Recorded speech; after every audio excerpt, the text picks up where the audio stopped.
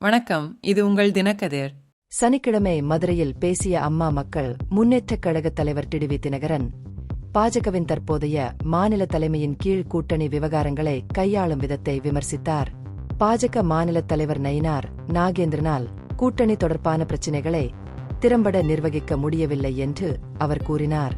அதிமுக தேசிய ஜனநாயக கூட்டணியிலிருந்து வெளியேறியதற்கான காரணங்களை விளக்கிய தினகரன், அப்போதைய பாஜக தலைவர் கே. அண்ணாமலையின் வேண்டுகோளின் பேரில் தனது கட்சி ஆரம்பத்தில் கூட்டணியில் இணைந்ததாக கூறினார். இருப்பினும் அண்ணாமலை அந்த பதவியில் இருந்து நீக்கப்பட்டது அதிர்ச்சியை ஏற்படுத்தியது.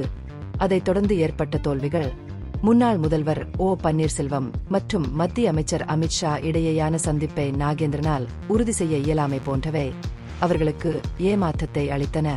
தேசிய ஜனநாயக கூட்டணியிலிருந்து வெளியேறும் முடிவு எந்தவொரு வெளிப்புற சக்தி அல்லது தனிநபரின் அழுத்தம் காரணமாக அல்ல, அடிமட்ட ஊழியர்கள் மற்றும் நிர்வாகிகளுடன் கலந்தாலோசித்த பின்னரே எடுக்கப்பட்டது என்று அவர் வலியுறுத்தினார்.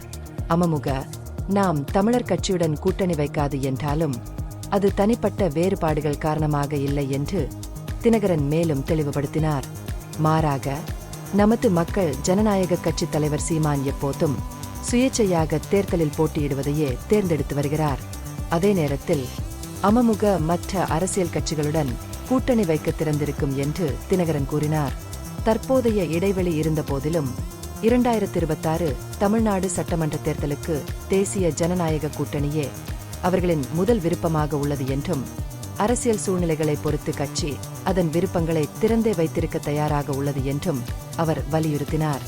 அதிமுகவின் மூத்த தலைவர் செங்கோட்டையனின் சமீபத்திய ஒற்றுமை அழைப்பு குறித்து கருத்து தெரிவித்த தினகரன், இந்த நடவடிக்கையை வரவேற்று மூத்த தலைவரின் அரசியல் அனுபவத்தை பாராட்டினார்.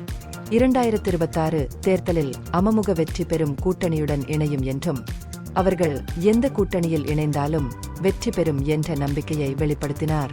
இந்த பகுப்பாய்வு நுண்ணறிவுள்ளதாக கண்டால் முக்கியமான அரசியல் முன்னேற்றங்கள் குறித்த கூடுதல் புதுப்பிப்புகளுக்கு லைக் செய்யவும், ஷேர் செய்யவும், சப்ஸ்கிரைப் செய்யவும்.